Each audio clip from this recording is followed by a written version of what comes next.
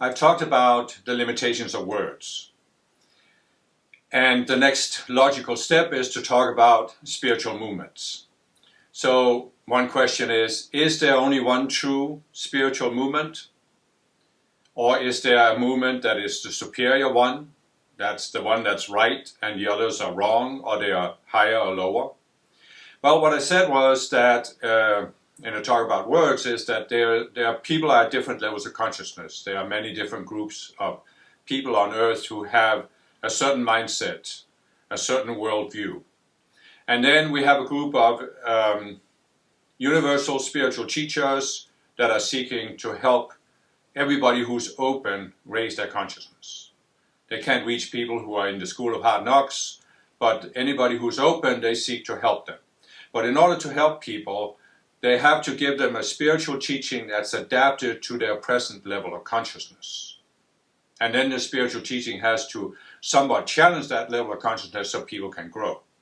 But this means that when you look at the earth and look at how many different groups there are, it doesn't make sense to say that there's only one true spiritual teaching.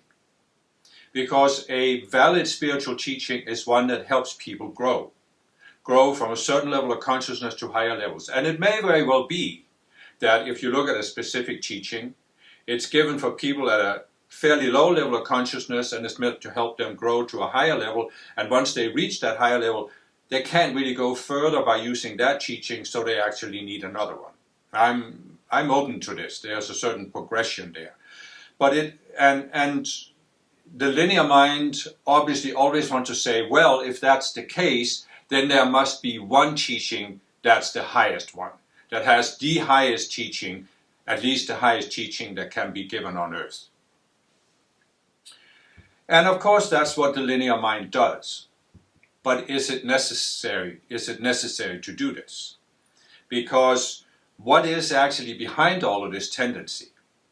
I've said before that we who are spiritual people, we need to be smarter than the religious people. And I've also said that as spiritual people, we are the forerunners, we are the ones who are in embodiment to help bring our societies to a more spiritual level, a more greater recognition of the spiritual reality. But how do we do this? Well, we can't do it if we are doing it from the same mindset that religious people have had for thousands of years. So if you take what I've said in some other videos, that there is a collective consciousness, and in this collective consciousness, people have been creating these selves, entities, beasts, whatever you want to call them, where they have created a certain belief and they have then fed energy into it. And there are many of these, but certainly when you look at history, you can see that there is a very old tendency of people wanting to elevate something to a superior status. And I've explained that this is really the essence of these compensation games. So there's a certain level of consciousness where people, they don't have any connection to the higher selves. They don't have much sense of self-esteem, self-worth. So they can't get this sense of completeness from inside themselves. So in order to compensate for this sense of incompleteness, they seek to build an outer sense of superiority by belonging to something, to some greater thing, such as a religion or a spiritual movement. And so you look at the planet and you can see how old this momentum is and how powerful it must be, and how you probably know people, perhaps family members, who are still member of one of the mainstream religions, and you can see how their minds are taken over by this collective self, because they are afraid to think for themselves. They are afraid to ask questions that can't be answered within their religion. And of course, when we're new to the spiritual path, it's natural, it's unavoidable that we are in that same state of mind. We are more open-minded than the religious people, so we are open to a teaching beyond mainstream religion, but we're not quite ready to take responsibility for our own path, so we still have a need to belong to something. And it's natural that, as I said, that we actually create this spiritual self that we seek to elevate to a certain status of sophistication. And so it's unavoidable that we do this, but as spiritual people, as I said, we should be a little smarter, and that means we come to see that this is just a phase. Okay, I can look at myself. I had that need for 20 years. I had it in my first spiritual movement. I came to a point where my first spiritual movement couldn't fulfill it because I saw some weaknesses in the movement. And then I found my second spiritual movement, and it fulfilled it for quite a long time, more than 15 years. And during those 15 years, I grew quite a bit, and that's why I could leave that movement and move on to something else. But I still carried with me for a long time this sense that, oh, this had to be not necessarily ultimate spiritual movement, but at least it had to be true, it had to be valid, it had to be genuine. And I can see when I look back that I had this fear. What if the movement was proven wrong? What if the leader of the movement did something wrong? What if there was a contradiction in the teaching? And for that matter, what if my spiritual worldview was proven wrong by science making some kind of discovery that proved that there is no God or no spiritual realm, or whatever it could be? You see what I'm saying? When we are in this phase, on the one hand, we gain a certain sense of superiority, of being special, because we belong to this spiritual movement. But on the other hand, we have this constant fear that the movement could have a weakness, it could be proven wrong, and what would then happen? If there was a problem with the movement, what would happen? Well, we would lose our sense of superiority, right? And possibly we would be plunged into the opposite because we had been fooled by this movement.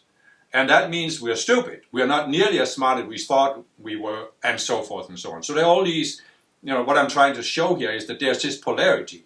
You cannot actually elevate yourself to a status of superiority without having the fear of falling down to inferiority. It just goes with the territory. It's the pairs, the dualistic polarities. They're always there. So I look back at these first more than 20 years when I was on the spiritual path, and there was this constant inner tension, this constant stress.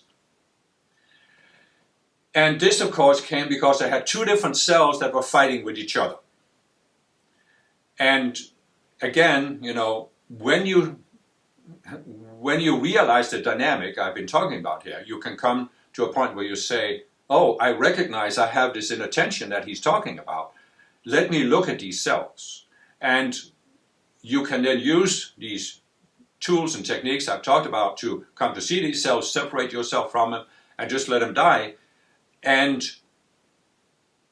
you will be so much more free when you don't have this dynamic.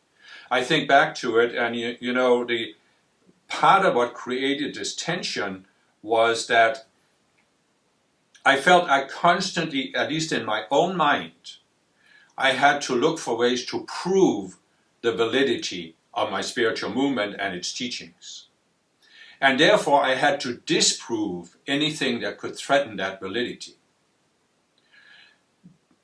And you can see, of course, if you look back at history, how religions have repeated this pattern, right? The extreme example is the Crusade, where the Christians and the Muslims were literally trying to eradicate each other. Each group was trying to completely eradicate the other group, so that there would only be one religion that was dominating earth. And we, of course, are not, as spiritual people, we are not in that mindset. We are willing to use violence. But nevertheless, we are still in our minds fighting this battle to prove the superiority of our spiritual movement. And we are constantly afraid of anything that could threaten our sense that everything is okay. And one of these more subtle effects of this is that spiritual movements can cooperate. When I think back, you can apply various measures, but certainly we can say that in the 1960s, in most of the Western world, the modern democracies, there was this great upsurge of people who became open to an alternative lifestyle, which basically, for many people at least, was the spiritual path. They were seeing that there was, instead of just living a materialistic lifestyle, you could actually walk a systematic path that raised your consciousness. And back then, most people found it in form of an Eastern guru and an Eastern spiritual movement. And ever since then, there has been an emergence of many more spiritual movements, also Western spiritual movements, and it has had an impact on society. But it has not had the impact that I expected and that many other people I've known expected at the time. Because when I was in my first spiritual movement, the culture of that movement, and most people who were in that movement, myself included, expected that one day it would be recognized how valuable meditation is. There were these scientific experiments done that showed the positive effects of meditation, lowering your blood pressure, doing this, doing that. Even that if 1% of the people in a town meditated, crime rates would go down. All of these things all of this was done because the movement was trying to prove itself as the leader of the movement said, meditation was the one solution to all problems. And so everybody expected that one day society is going to recognize not only the value of meditation in general, but the value of our specific form of meditation, and our movement will be seen as the one that can really help change the world, and we who are the early members of this movement will be seen as the forerunners. We were the ones who did it, And this, of course, hasn't come to pass because this meditation movement, it had really many, back in the 70s, many members, but it's sort of faded into the background. You don't hear much about it. And then in my second spiritual movement, there were many people that really expected that one day society will recognize the ascended masters and that the only way to solve society's problems is to get directions from the ascended masters. I personally didn't quite accept that because I learned something from my first movement, because I realized that the path that was described in the second spiritual movement had such a high barrier of entry. It required you to change your lifestyle so much that the vast majority of people, there was no realistic hope that they would do this. They wouldn't be willing to change their lifestyle that much.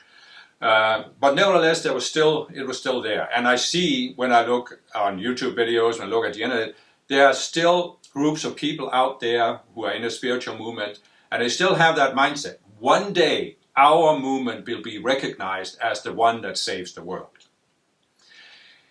And I just don't think it's a realistic expectation. But what I actually wanted to say with this was that if you look back to the 1960s, spiritual movements have had an impact on the world.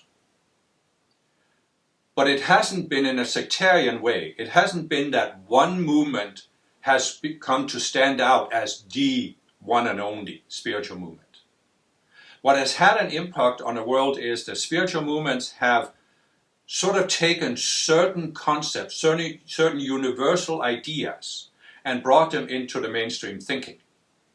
For example, you can hear in movies and TV series, people talk about karma. You can see, if you look at one of the most significant universal movements out there right now is mindfulness.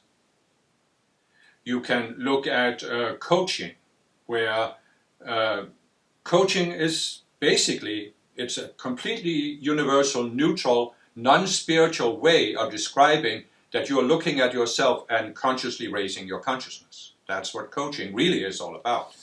And so you can see that there has been an opening in a collective consciousness to many of these ideas that a small group of people saw back in the 1960s. But it hasn't happened because one spiritual movement has been seen as the superior one. And I don't think it's going to happen that way. I have long ago let go of that dream. So what could really help spiritual people have an impact on the world? Well, it was actually, in my view, that all of these separate spiritual movements could find a way to cooperate somehow. But how can we cooperate if we are trapped in this compensation game where, in order to compensate for our sense of incompleteness, we have to elevate our spiritual movement to being the superior one? If you are seeking superiority, automatically you cannot cooperate with anybody else, because you must see these other people as either being inferior to you, being a threat to you, or being completely false.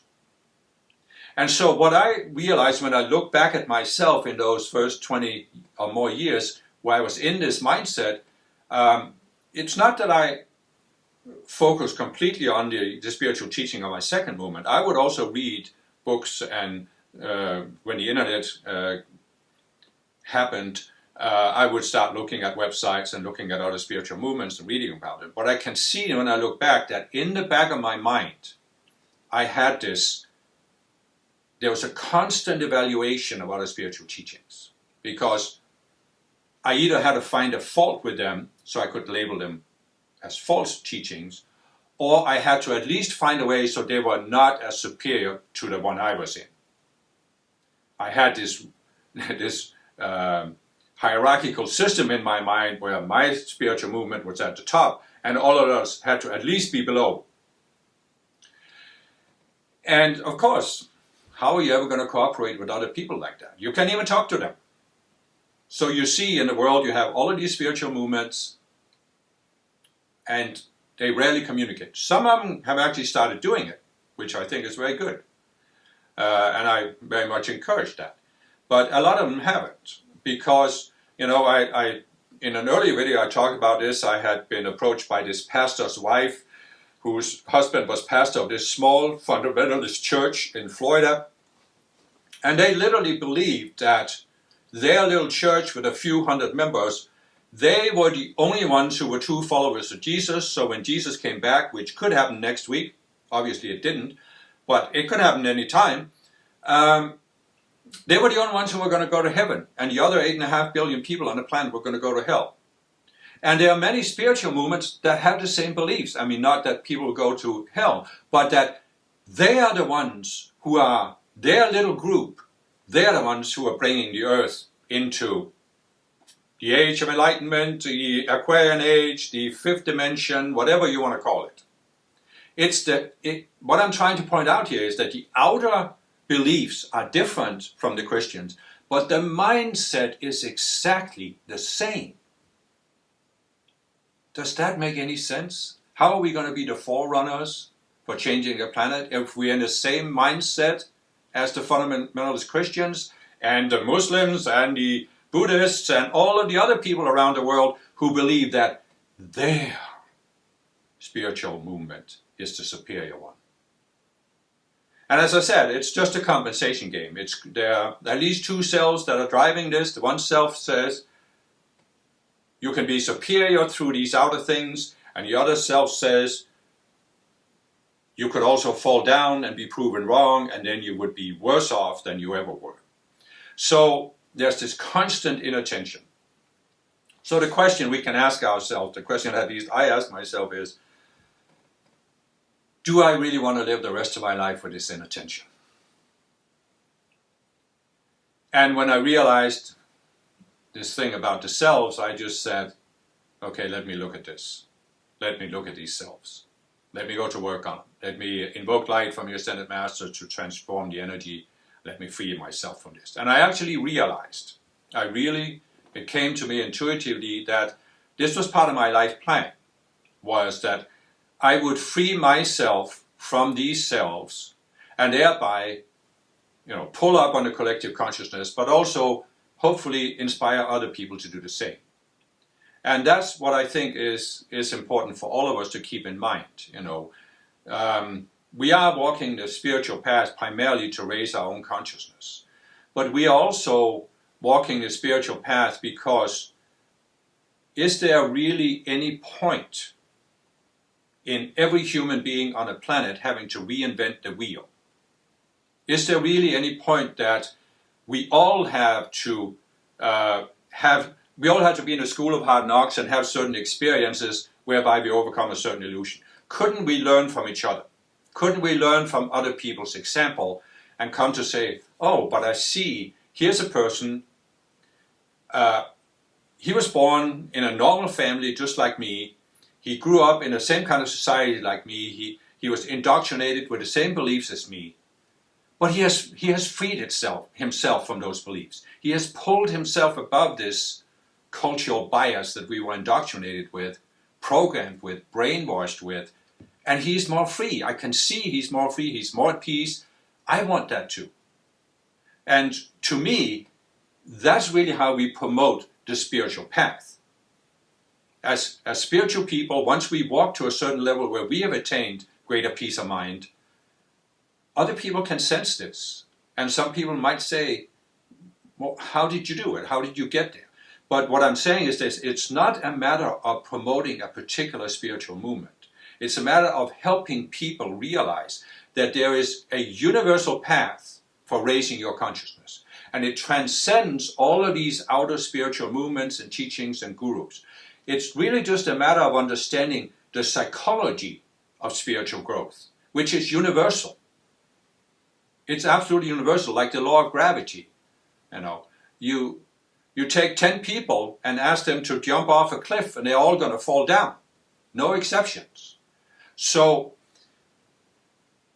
you can follow the spiritual path by being in a spiritual movement, yes. But you can make progress without being in that particular spiritual movement. And if we just could come to that recognition, we could say, what is the real goal of us as spiritual people? It's not to convert everybody to this particular movement. It's to help everybody see the path to a higher state of awareness. And what are the mechanics? What is the psychology involved in walking that path? Which is what I have been talking a lot about in all of these videos. The underlying psychology of walking the path. And part of that underlying psychology is that we overcome some of these selves that divide us from other people. Because what does it do when you have a spiritual movement that says, we are to have the superior spiritual movement? Well, you're divided yourself from everybody. And you're believing, you're approaching another person.